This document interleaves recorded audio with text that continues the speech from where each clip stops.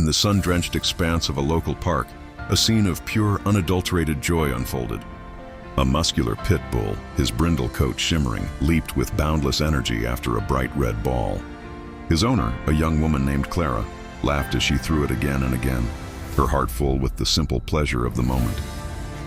The dog, named Buster, would skid to a halt, snatch the ball with a triumphant wag of his tail, and bound back to her, his eyes sparkling with affection.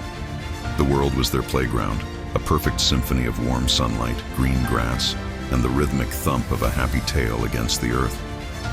They were a team, a family, and in that moment, nothing could possibly go wrong. Suddenly, the familiar rhythm was broken. In mid-sprint, Buster froze, dropping the ball as it rolled unheeded into the grass.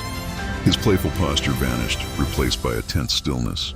His ears, once floppy and relaxed, were now erect and pointed, swiveling to catch a sound Clara couldn't hear. A low, guttural growl rumbled in his chest, a sound so alien to his usual happy demeanor that a shiver of unease traced its way down Clara's spine.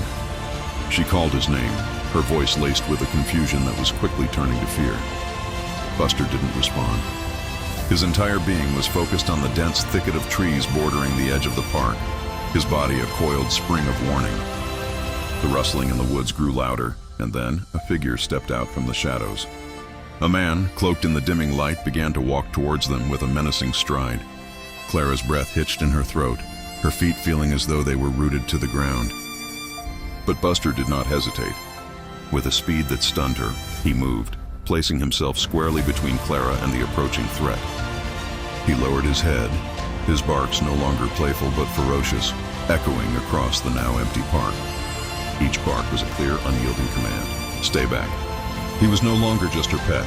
He was her shield, a wall of pure, unwavering courage. The man faltered, his aggressive advance halting abruptly in the face of such fierce opposition. He took a hesitant step back, his eyes darting between the snarling dog and the darkening path behind him. The determination in Buster's stance never wavered. After a moment that stretched into an eternity, the figure turned and bolted, disappearing back into the obscurity of the trees from which he had emerged. The immediate danger was gone. As silence reclaimed the park, Clara dropped to her knees, her body trembling with a mixture of shock and relief. Buster immediately turned, the fierce protector melting away to reveal her loving companion. He nudged her face with his wet nose, and she wrapped her arms around his strong neck, burying her face in his fur. "You saved me," she whispered, her voice thick with emotion. In that embrace, she knew she had been protected by more than just a dog. She had been saved by a hero,